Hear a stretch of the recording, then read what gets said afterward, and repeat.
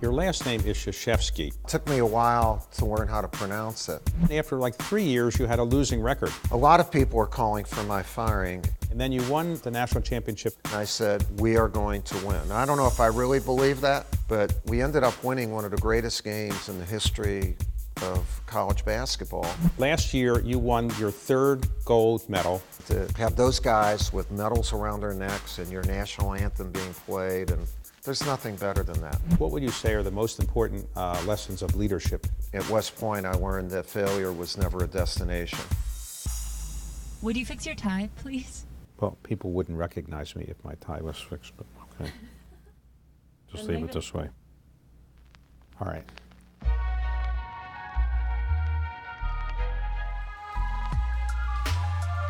I don't consider myself a journalist, and nobody else would consider myself a journalist. I began to take on the life of being an interviewer, even though I have a day job of running a private equity firm. How do you define leadership? What is it that makes somebody tick? Coach K, thank you very much for taking the time to be with us. I called you Coach K, but your last name is Krzyzewski. Right. When you were growing up, when did you learn to spell that name? You know, it took me a while to learn how to pronounce it. I remember we lived in Chicago on the north side. My dad was from the south side, so during Christmas we would go and visit relatives. And my Uncle Joe, who was a Chicago policeman, whenever we would go and see him, the very first thing, when we opened the door, he would say, "What's your name?" So before we walked in, I would say to my mom, "Mom, what's my name?" He said, "It's Mike Krzyzewski." And the reason he asked that, because some of my family changed their name to Cross because of ethnic discrimination. They couldn't get jobs and that, so they didn't want Krzyzewski, and he wanted me to always have Krzyzewski. And you never considered changing your name? No, although my dad used the name Cross when he was in World War II, and when he was an elevator operator in downtown Chicago. Again, he was afraid of not getting jobs. On his tombstone, he died when I was a senior at West Point. The government paid, and it was William Cross.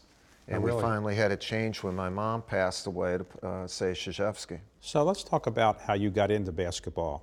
You grew up in Chicago, and when you were growing up, did you say, I'm going to be a great basketball coach, or how did that come about? I was an all-state player, and I went to Catholic schools, and I was the leading scorer in the Catholic League in Chicago for 2 years and was recruited. But, you know, my parents never, my mom never went to high school. My dad went to 2 years, and so when I was recruited by West Point, they could not imagine that a Polish kid from Chicago was going to go to school, could go to a school where presidents went to. And so I didn't really want to go to West Point. And because? I didn't want to, I wanted to dribble behind my back or, you know, throw bounce passes that were fancy. And I didn't want to carry a rifle. And did you have a Division I scholarship offer to other places? Yeah. I probably would have gone to Creighton and Wisconsin maybe.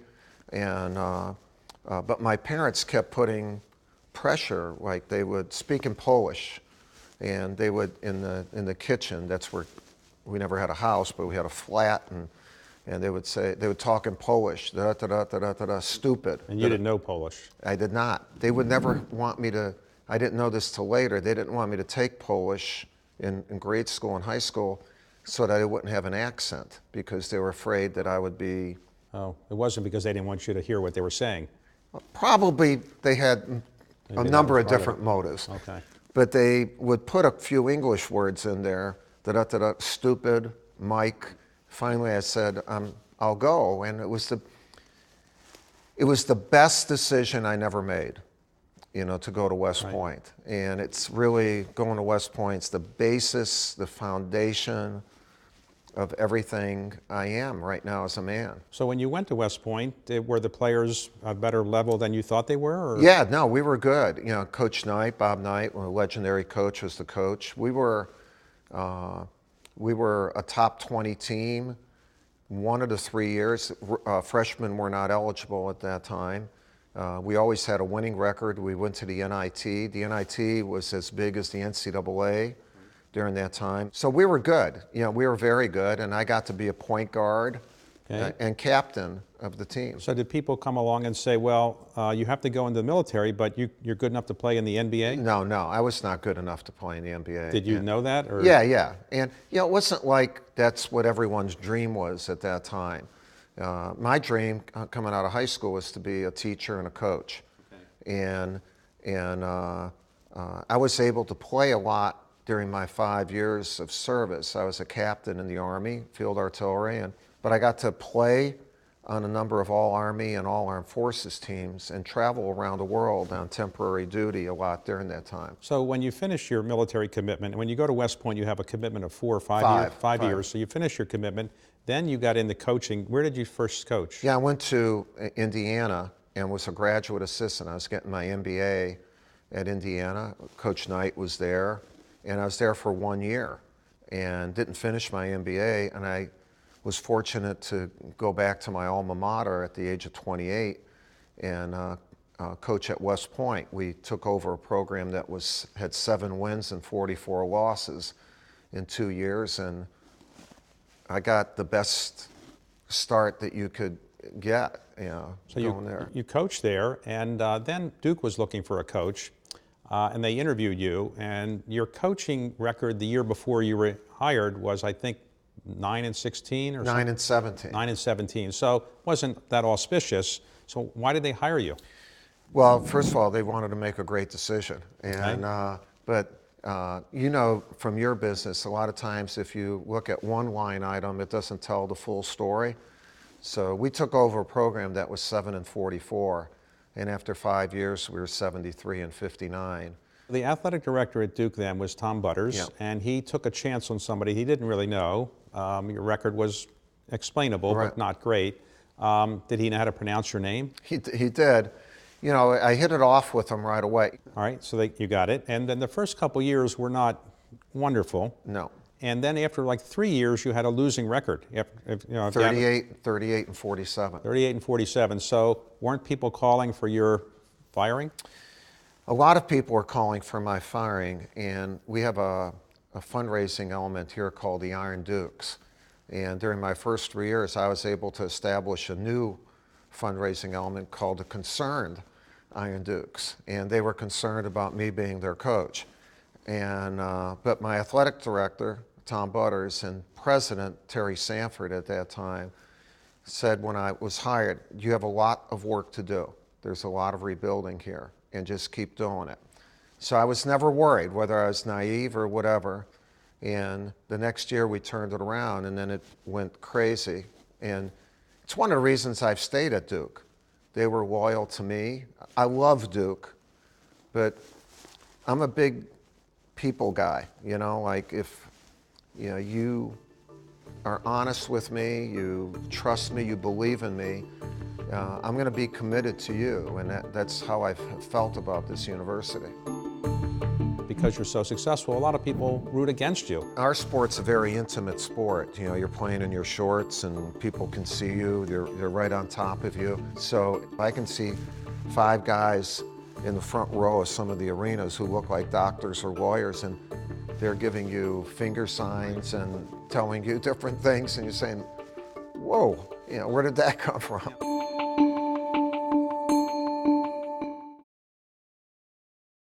It's really the main thing that I've done my whole life. I've sought good people. And that's why I'm at Duke for 36 years. How can you be better? Yeah, how can you be better? And so as you move forward, choose your occupation and all that, but choose people. Good people will make you better.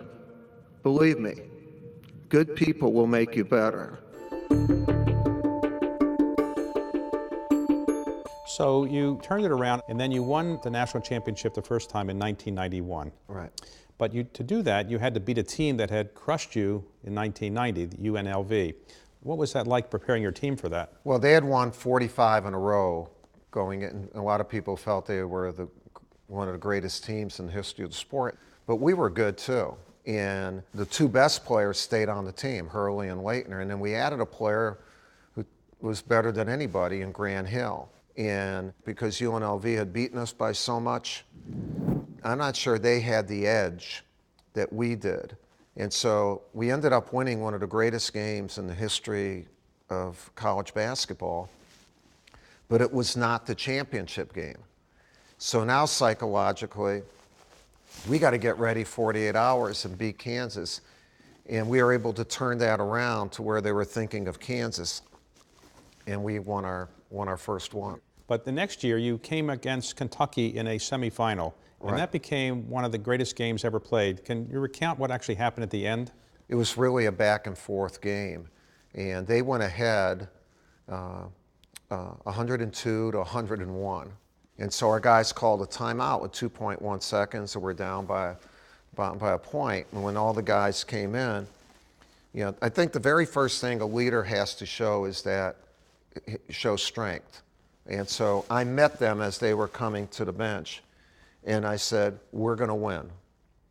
We are going to win. Now, I don't know if I really believe that, but I kept saying it. And then we sat down, and a lot of times it's good to ask a guy to do something instead of telling him. So Grant Hill, I said, can you throw the ball 75 feet? He was going to inbound the ball. And he said, yeah, I can do that. And I said, well, I want you to throw the ball.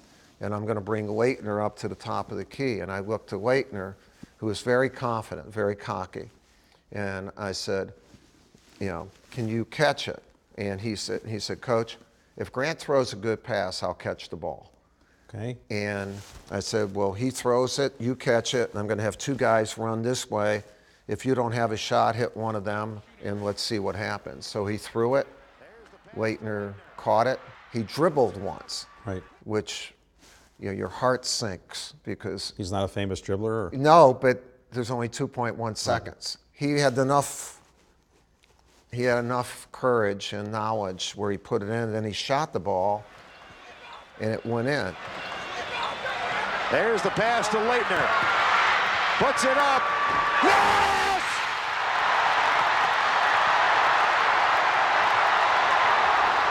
So you won the game, and you went on to win the national championship. Right. The last championship you won, the fifth one, 2015, that was a team where you were basically playing freshmen. How did that happen?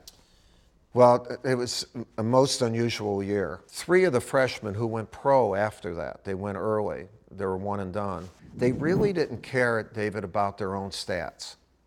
If you can find people who are all into winning. You mentioned the phrase one and done, and for those who are watching this who may not be college basketball aficionados, that refers to the fact that today you have to play, before you play in the NBA, at least 1 year of college. Right. Then you can go professional. And be 19. Are you a supporter of this one and done rule? It doesn't make any difference if you're supportive of it. We have no control over it. What you have to do, like you have to do in business, is adapt. So you're not only adapting to different players over the 40 years that I've been a coach and their cultures, but you're also adapting to, when guys leave and the age of a team, how you teach your culture. So, Grant Hill, Leitner, and Hurley, if they were here today, I know Mrs. Hill and Mr. Hill would not say, but their son probably would have gone after a year. But now that's changed. It's a different thing. Well, let's talk about recruiting. I work harder at recruiting now than I've ever worked because you have to do it more often. And to recruit the top players, you don't know if they're going to be one and done, but they'll go early. The really good ones are going to go early. So that means you have to do it over and over. And it's not so much what you do in the home. Before you ever get to their home, it's what you do with social media, the texting, how you communicate, the relationship building. Relationship building is so much different now than it was then.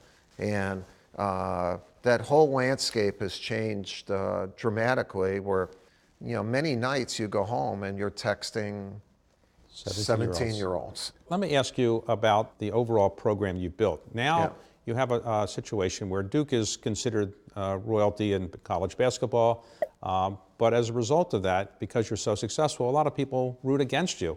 Do you take that personally? No, I never take any of that personally. I think that's useless to do that. You can't run your life based on that. And I think, though, those people respect you, and they respect me and my program. You know, our sport's a very intimate sport. You know, you're playing in your shorts, and people can see you. They're right on top of you. So it's not like what the papers say as much as like during a game where people can say the worst things imaginable. I can't say them on the show, and they have to be hard-nosed enough, you know, to take that. I get that too, but I'm older. I can laugh it off. I can see 5 guys in the front row of some of the arenas who look like doctors or lawyers, and they're giving you finger signs and telling you different things, and you're saying, whoa, you know, where did that come from? Last year, you won your 3rd gold medal on behalf of the United States. You know, I love Duke. You know, college basketball has been my life, but when you win a gold medal and to have those guys with medals around their necks and your national anthem being played, and there's nothing better than that.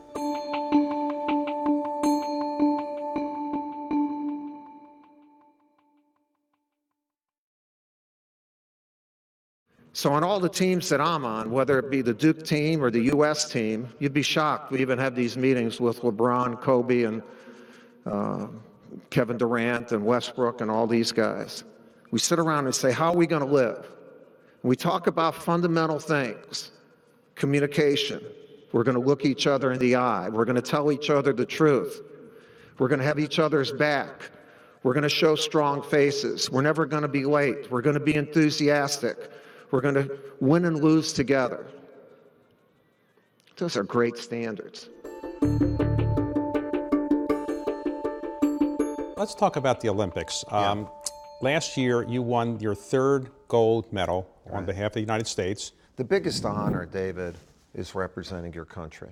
You know, I love Duke. You know, college basketball has been my life, and but when you win a gold medal, a world championship, or the Olympic gold medal, it's the whole world, and we respect the world. Basketball around the world is unbelievable, and to have those guys with medals around their necks and your national anthem being played, and there's nothing better than that. Initially, you were an assistant coach to the 1992 so-called Dream Team. Dream Team, yeah. Now, for those who don't follow basketball, college basketball players were the ones who played in the Olympics before because of the rules of the Olympics. 1992 was the first time there were professionals who played, and those who played were Michael Jordan, Magic Johnson, Larry Bird, among others. What was it like to coach that team? It was literally a dream, and it really set off an explosion worldwide for basketball. International pro players played anyway, and now the Manu Ginobili's, Paul and Marc Gasol, when they were 7 or 8 year old, are watching, and it exploded. To be with them would be like if you were in music and you had the best singers all on one team, the best musicians, and true professionals. So when you coached that team 11 years ago, you won the Olympic gold. What was it like saying to professional players, let me tell you how to do something? Well, you say this is how I want you to do something a little bit differently than you do to college players. One is that they're professionals. The other thing is they have a wealth of experience. So when I'm coaching college kids, they're going to adapt to me. I'm teaching them to change their limits, to get better as a unit and individually. When I'm with LeBron James and Kobe Bryant and Chris Paul and all these guys, they're already accomplished. I want to know their best practices, and then my best practices, and what we do, it becomes our best practices. So we do a lot of adapting so that, I think, David, a key word is to create ownership, you know, where everybody owns it and where they feel like they're not playing for the U.S., they are the U.S. And in order to get that feeling too, we incorporated a lot of work with our military so that they could get a feeling of what it was to serve our country, and no greater part of our society than the military to teach that. So the 3 Olympic teams that you have coached, how would you compare them to the Dream Team? Well, the Dream Team in their prime, there are 11 Hall of Famers on that team. Right. Christian Leitner's the only one. He's a college Hall of Famer. In their prime, there's no team like that. You know, the Beijing team was really good and could hold their own, but there's no team with accomplishment, and if all in their prime, that was better than the Dream Team. But did you ever think you could lose the Olympics? Oh yeah. I mean, I think we can lose every game. You know, if you don't think you're going to lose, I don't think you prepare well enough to win. And in the pros, they don't play one and done. Right. So in your mind, you can play poorly in a game and get a chance.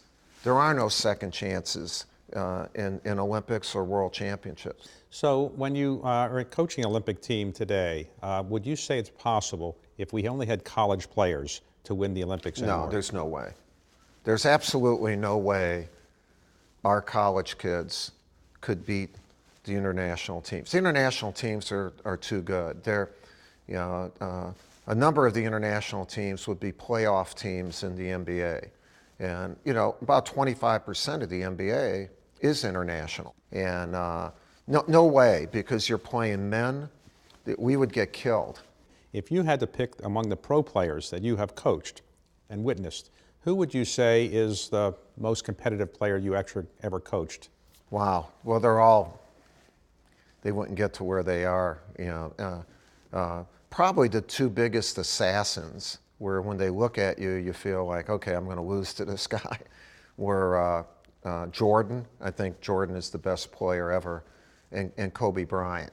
And their preparation and their ability to just focus on is off the charts. But, I mean, you can take, you know, LeBron James being one of the most talented and smartest, Chris Paul, Durant's been the leading scorer for the U.S. in the 3 competitions he has played in. David, one of the things I've admired from all those guys is they understood it wasn't about them. You hear expressions like "leave your egos at the door," and I always told them, "Don't leave your egos at the door, because I want you to be LeBron and Kobe. But when you bring them in, can we play for one ego? Can we play for the U.S.?" And thank God they did. So as you've been coaching over the years, what would you say are the most important lessons of leadership that you've learned? The very first thing is that, you know, in order to get better, you change limits. And when you change limits, you're going to look bad and you're going to fail. And at West Point, I learned that failure was never a destination. In other words, when you are knocked back, you know, figure out why and then change. The other thing is that you're not going to get there alone. You know, be on a team. You know, surround yourself with good people and learn how to listen. You know, you're not going to learn with you just talking. And when you do talk, converse. Don't make excuses. You know, figure out the solution, and you don't have to figure it out yourself. And you know, to me, that's what we've tried to build our program on for the 42 years now that I've been a coach. Now, what you've done in the community is you've started a program named after your mother, right. Emily Krzyzewski Center. What does that do? Well, it's 10 years old now, and it really services about 1,500 kids a month, and every one of the kids that gone through the program has gone to college. It's been fantastic, and I'm really proud. And I was first generation, you know, college for my family, and so was I. Yes, and also to honor my mom, to let all those kids know that, you know, the love of parents and stuff that your parents did to put you in a position maybe to take advantage of some of these opportunities. So final question, what would you like to have as your legacy, or what do you see as your legacy for having done what you've done in your career to date? Yeah, you know, I let other people define that. I just like to work hard every day, and I love what I do, and make every day like it's my first day, but with the experience of 42 years. And that I was hungry every day, and I gave everybody my best shot, and I always wanted to be a part of a team, and obviously I wanted to lead that team. And you know, what an interesting life it is to be a leader.